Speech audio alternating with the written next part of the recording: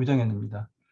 두 번째로 제가 이제 발표한 내용은 이제 차기 정부 이제 메타버스 산업 정책과 이제 가버넌스에 대해서 좀 생각을 해보는 그러한 어떤 순서입니다.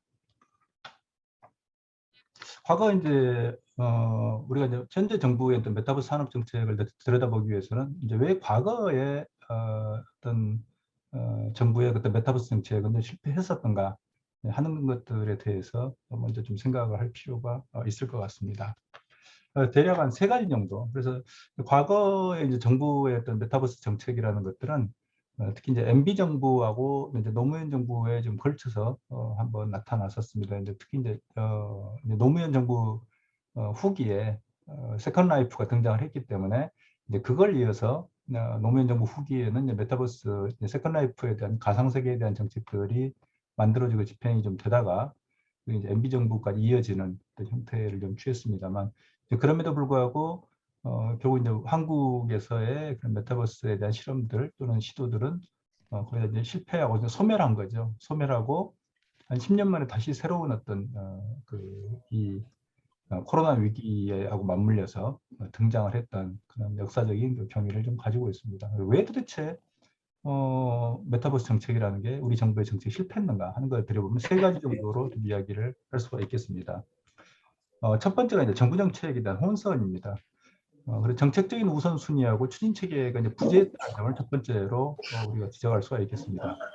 특히 이제 MB 정부가 등장하면서 관심과 지속성이 소멸됐다는 점, 이 점이 대단히 좀 중요합니다만, 현재 이제 메타버스도 과거의 세컨라이프, 지금 현재 상황도 사실은 그 당시 상황과 좀 대단히 유사합니다. 그러니까 메타버스가 우리가 이제 본격적으로 이제 관심을 가지게 된 게 이제 어몽어스부터 관심을 가지게 되면서 코로나의 2020년, 그 2021년 2년 동안 결국에 현재 문재인 정부 하에서 메타버스가 사회적 붐을 이루고 있고요. 정부도 거기에 대한 관심을 가지고 있는데 다음 정부로 좀 차기 정부로 넘어가는 과정이 있습니다. 그래서 차기 정부가 과연 이제 메타버스에 대한 관심을 계속 지속할 것인가, 아니면 다른 어떤 아젠다로 넘어갈 것인가 하는 이슈가 사실상 이제 중요한 상황이 돼버렸고요. 만약에 이제 MB 정부 때처럼 이제 메타버스에 대한 관심을 잃어버리고 다른 아젠다를 제시하게 되면 결국엔 똑같은 그때 MB 정부가 등장할 때하고 똑같은 상황이 놓일 수도 있겠다라고 생각을 합니다. 특히 이제 MB 정부가 등장해서는 이제 4대강 사업에 집중하면서 IT 예산을 대폭 삭감했다는 그런 역사적 우리는 경험을 가지고 있습니다. 그럼 역시 이제 지속성, 정책의 지속성과 지금 현재 메타버스에 대한 어떤 정책적 일관성은 소멸할 수밖에 없는 이런 어떤 문제들이 발생합니다. 두 번째는 민간 기업의 활용 동기에 대한 부족입니다. 지금도 좀 그런 측면이 있습니다만 민간 기업을 어떻게 활용하고 그들이 어떤 중심에 놓고 추진할 수 있는, 즉 정부는 어디까지 보조적인 어떤 기능을 해야 되는데 지금 나오는 어떤 정책들을 보게 되면 결국 이제 민간이 중심이 된 어떤 산업 생태계를 만들려고 하는 시도들, 그 시도가 아니고 정부 주도형의 뭔가의 산업 생태계라든지 정부 주도의 어떤 정책들을 만들려고 하는 그런 시도가 여전히 좀 나타나고 있습니다. 특히 이제 대기업과 중소기업, 아까 이제 한동숙 학장님께서는 이제 중앙과 지역 양자 협력 또는 대기업과 중소기업 두 개가 같이 이제 가야 된다는 좋은 말씀 주셨습니다만, 대기업과 중소기업이 상호 이제 어떻게 협력할 것인가 하는 이제 모델이 당시에는 도출이 실패했습니다. 지금도 마찬가지지만 과거에도 대기업은 대기업대로 알아서 그냥 합니다. 그래서 대기업은 정부가 굳이 나서지 않더라도 또는 도와주지 않더라도 알아서 하는, 예를 들면 현대차 같은 경우는 VR 기술을 가지고 실제로 이제 프로토타입 제품을 만드는 데 사용하고 유저들이 시승하는 그런 경험들을 가지고 실제로 유저들의 테스트를 해보고 이런 것들을 알아서 다 하는데, 문제는 이제 중소기업이라는 하나 좀 취약한 부분이 이제 보완이 안 되면서 결국 생태계 형성이 실패하는 이런 케이스들인데, 지금도 동일한 그런 문제들이 발생을 하고 있습니다. 그럼 세 번째는 그동안에 계속 이제 이게 정부 R&D 사업하고도 연관된 일관된 문제입니다만, 정부의 좀 지원 사업이라는 게 좀비 기업의 원상화, 원실화가 될 수 있는 그런 가능성, 현재도 좀 그렇다고 보여집니다만, 그 실제로 그 정부의 어떤 메타버스 사업이 마치 기업에 있어서의 지원 사업, 그러니까 기업의 좀비 기업을 생존시키는 그 지원 사업 비슷하게 지금 갈 가능성이 있다는 점, 이런 점도 대단히 우려스럽고 당시에도 좀 그런 측면이 있었습니다. 그래서 현재도 그와 같은 유사한 문제가 현재 발생을 하고 있다고 보여집니다. 차기 정부 이제 그렇다면 이제 메타버스 정책에 대한 부분을 이야기할 때는 대략 세 가지, 앞에서 우리는 이제 세 가지에 대한 어떤 문제점들, 즉 반성을 기초로 했습니다만, 하나가 이제 정책적 우선순위하고 이제 추진 체계가 수립이 돼야 된다. 그게 없었기 때문에 이 부분에 대한 반성을 기반을 해야 된다는 거죠. 두 번째가 이제 민간 기업을 활용해야 된다. 첫 번째는 민간이 중심이 된 산업 생태계를 구축해야 되고, 두 번째는 이제 대기업과 중소기업의 상호 협력 모델을 도출해야 된다라는 걸 말씀을 드렸고요. 이게 원칙으로 우리가 이야기할 수 있습니다. 세 번째는 이제 정부 지원 사업을 좀 어떻게 효율화할 것인가라는 것들을 고민해봐야 할 타임입니다. 그동안에 사실 이제 세 번째는 이제 저희는 앞에서는 좀비 기업만 말씀을 드렸는데요. 그동안에 이제 각 부처의 지원 사업을 보게 되면 주어진 예산을 소진하기에 좀 급급한 측면이 있음을 부정하기가 어렵습니다. 그래서 사업에 있어서 좋은 결과를 내는 것보다도 돈 들어온 예산, 즉 대폭 증액된 예산을 집행하는, 그리고 그 집행 과정에서 특별하게 사고만 안 나면 되는 이런 어떤 절차 사항을 기계적으로 그러니까 추진하는, 진행하는 이런 모습들이 지난 몇 년간 좀 보였으면 좀 부정하기가 어렵습니다. 그래서 과연 이제 정부가 메타버스 사업을 제대로 하려면 이런 부분들을 제대로 좀 정리를 해야 될 필요가 있겠습니다. 그리고 이제 이 메타버스에 대한 이제 세 가지 이제 우리가 이제 정책에 대한 원칙을 말씀드렸습니다만, 사실 이제 오늘 이제 토론회를 이제 준비하기 이전에 우리 내부 이제 교수님들과 제가 함께 좀 검토했던 그 내용들이 있었습니다. 그래서 그게 하나입니다. 그래서 디지털 뉴딜 2.0 초연결 신산업 육성 첫 종합대책, 이게 올해 1월 22일 날 발표된 범정부 합동 메타버스 신산업 선도 전략입니다. 그래서 이 내용을 좀 분석을 해봤고요. 또 하나 분석을 해봤던 게 양당의 정책을, 메타버스 정책을 분석을 해봤습니다. 그래서 민주당과 국민의힘 두 당에서 메타버스에 대해 어떤 정책들을 가지고 있는가 하는 것들을 분석을 해봤습니다만, 일단은 세 가지 내용만을 간단하게 이제 말씀을 좀 드리게 되면, 양당의 메타버스 정책은 실질적으로 일단 취약하다라는 것들로 한마디로 좀 소감을 말씀드릴 수 있겠습니다. 그래서 전체적으로 이제 어떤 하겠다라는 선언적인 문구만 있고, 구체적으로 이제 어떤 예산이 필요하고, 그리고 어떤 방향성이 필요하고, 이런 부분들이 대폭 결여되어 있는.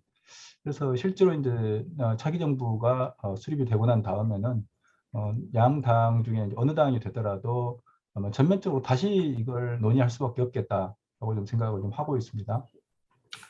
그리고 또 하나는 바로 이제 여기에 나온 이겁니다만, 전략에 대한 네 가지 그 이야기입니다만, 제가 가지고 있는 게 이겁니다. 이게 이제 정부에서 발표를 했던 신산업 선도 전략입니다. 그래서 이 부분을 내용을 좀 들여다봤습니다만, 네 가지 정도 있습니다. 하나가 이제 세계적 수준의 메타버스 플랫폼, 두 번째가 메타버스 시대에 활약할 주인공 인력 양성이죠. 세 번째가 메타버스 사업을 주도하는 전문 기업 육성, 생태계입니다.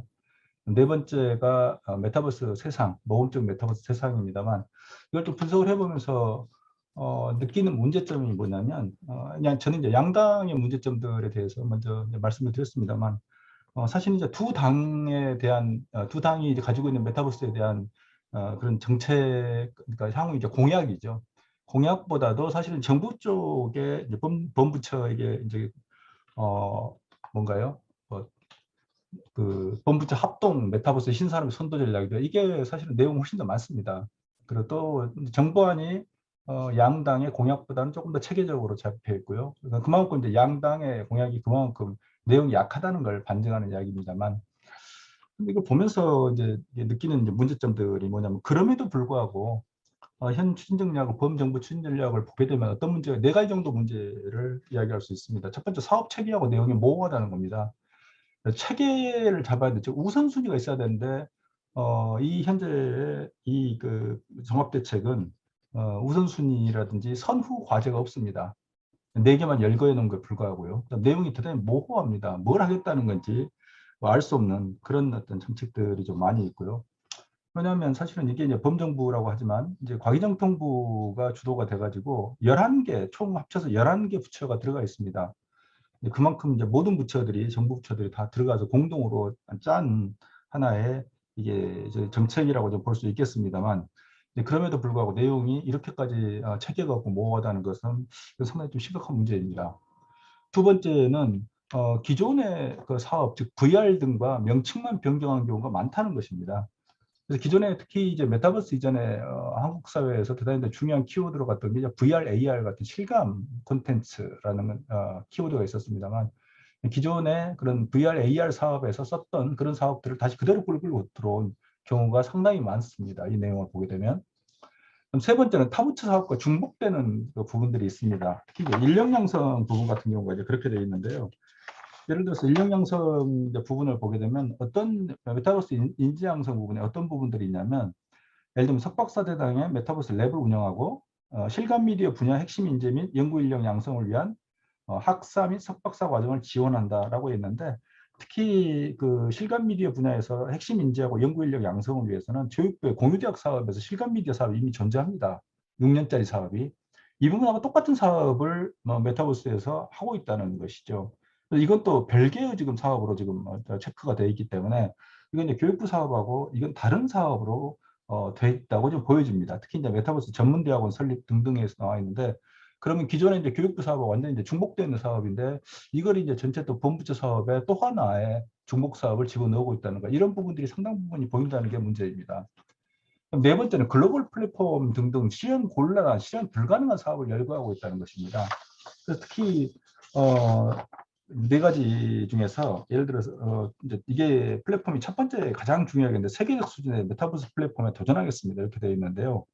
예를 들면 10대 분야 메타버스 플랫폼 발굴 이런 말이 있는데 예를 들어서 이제 이 메타버스 플랫폼 중에 성공하는 제페토 같은 경우도 정말 혼신 힘을 다해가지고 겨우 이제 글로벌 시장에서 정말 놀라운 성공을 거두었습니다만 그 외에는 현재도 그렇고 과거에도 그렇고 실제로 이제 메타버스의 플랫폼을 만들어서 글로벌 시장에 나가기는 대단히 어렵다라는 것들을 우리가 알고 있습니다. 근데 이걸 과연 정부가 할 수 있는 것인가라는 문제 제기를 할 수 있겠습니다만 그런 부분에 대한 어떤 문제들, 즉 실현 가능성에 대한 이야기를 하지 않고 이걸 그냥 전체적으로 짜맞추기로 집어넣었다는 점, 이런 점들이 좀 문제라고 좀 보여지고 있습니다. 자, 그럼 차기 정책 방향 내가 네 가지 정도 좀 정리해 봤습니다. 이게 일단 현재 이제 양당의 공약은 아마 다시 재수정을 해야 될 거라고 말씀을 이제 드렸습니다. 왜냐하면 그만큼 구체성이 없기 때문에 양당의 이제 선거 공약은 그야말로 이제 천명하는 수준에라고 이제 우리가 본다면 그 다음에 이제 다시 차기 정부에서 이제 뭐 인수위 등등에서 이 부분을 다시 또 뭐 해야 될 필요가 있다고 보입니다만 정부 안 자체도 보게 되면 아까 말씀드렸던 그 네 가지 그런 근본적 문제를 가지고 있기 때문에 전면 수정할 필요가 있겠다. 그래서 이 안은 그대로 이 안 자체가 실행될 경우에 엄청난 혼란과 혼선이 올 가능성이 크다. 그럼 메타버스 산업 자체가 중요한 하나 우리가 발전의 계기를 맞이하고 있는데 이 상태라면 실제로 정부가 메타버스 산업을 전반적으로 활성화시키기 위한 이게 제대로 된 실행이 될 것인가에 대한 큰 의문을 가지고 있다는 점입니다. 그래서 차기 정부에서 특히 전략을 재수립할 필요가 있겠다라는 것들이 전체적으로 리뷰를 했던 저의 느낌이었습니다. 그럼 자 어떻게 이제 갈 것인가를 간단하게 말씀드리면 하나는 기술적으로 우리가 이제 VR, AR, XR 등등의 메타버스가 굉장히 용어상의 홍성을 가지고 있습니다만 이번 기회에 과거의 유사안을 우리가 연계해서 이어서 확실하게 기술적으로는 VR, AR, XR 같은 부분을 실감으로 집중할 필요가 있겠다. 그래서 특히 이제 뭐 미로월 등등의 이야기가 또는 그 다른 어떤 개념들 예를 들면 뭐 라이프 로깅 이런 개념들이 나오고 있습니다만 그런 개념들과 현실적으로 메타버스에서 전혀 의미 있는 사업들이 나오고 있지 않습니다. 그리고 관심들도 없는 거고요. 그렇다면 현재 상태에서 기술적으로 집중의 실감 미디어라는 부분을 집중할 필요가 있겠다고 생각을 하고요. 두 번째는 B2B, B2C가 엄청난 혼선을 빚고 있습니다. 이 현재 정책을 보게 되면 본부처 이 전략을 보게 되면 차라리 이것보다도 확실하게 B2B, B2E에서 첫 번째 스타트를 끊을 때는 B2C로 집중을 해서 예를 들면 엔터라든지 예를 들면 실감 미디어를 중심으로 해서 실현 가능한 하나의 산업을 집중적으로 일단 돌파하는 게 필요하다. 차기정부 이런 상태로 가면 차기정부 5년 동안에도 메타버스는 그냥 혼란과 안개 속에서 헤매다가 그냥 끝날 가능성이 큽니다. 그럼 또 한 번 10년 전하고 똑같은 상황으로 가는 거거든요. 세 번째는 메타버스의 이제 구성 가능한 요소 구현이 가능한 기술적 플랫폼이 구축돼야 된다. 이를 통해서 이제 가상화폐라든지 AI나 빅데이터, NFT 같은 모듈의 자율적인 활용이 좀 가능해야 된다. 특히 이제 중소기업과 관련되기도 합니다. 근데 대기업들이나 네이버나 카카오 같은 경우는 전체적인 어떤 기술적 플랫폼 다 구축하고 있고 메타버스에 필요한 요소들을 다 가지고 있습니다. 하지만 그 중소기업들은 그런 걸 가지고 있지 못하고 그러면 생태계가 구성이 안 된다는 얘기거든요. 그래서 이런 기술적 플랫폼을 구축을 해가지고 중소기업 나아가서는 개인이 사용할 수 있을 정도의 어떤 자유로운 뭔가 기술적 기반을 구축하는 이런 플랫폼 구축이 좀 필요하다는 점을 이야기할 수 있겠습니다. 네 번째는 역시 게임 산업 노하우를 좀 기반으로 해야 된다는 것입니다. 지금 현재 메타버스에 대한 논의들을 보게 되면 어떻게 하면 게임과 거리를 둘 것인가 하는 점에 있어서, 왜냐하면 규제 이슈가 있기 때문에 자꾸 그 부분을 생각하는 거지, 지금 게임 산업의 노하우를 어떻게 끌어낼 것인가 하는 부분들은 그렇게 고민을 안 하는 것 같습니다. 하지만 현재 메타버스에 대한 요소들은 거의 게임 산업에서 가장 잘 구현되어 있는 요소들이고, 실제로 지금 현재 메타버스라고 보여지는 그런 어떤 프로토타입들을 보게 되면 게임 산업이 게임사들이 하고 있는 경우도 많습니다. 예를 들어 뭐 펄어비스의 도깨비 등등도 이제 그렇다고 보여지는 거고요. 그래서 게임 산업의 노하우를 기반으로 해서 메타버스 모델을 진화해야 되는데, 예를 들어 최근에 이슈가 되고 있는 디지털 휴먼, 로즈 같은 디지털 휴먼 같은 경우에 가장 게임 산업이 좀 잘할 수 있지 않을까 생각을 합니다. 네, 제 발표는 이상으로 마치겠습니다. 네, 감사합니다.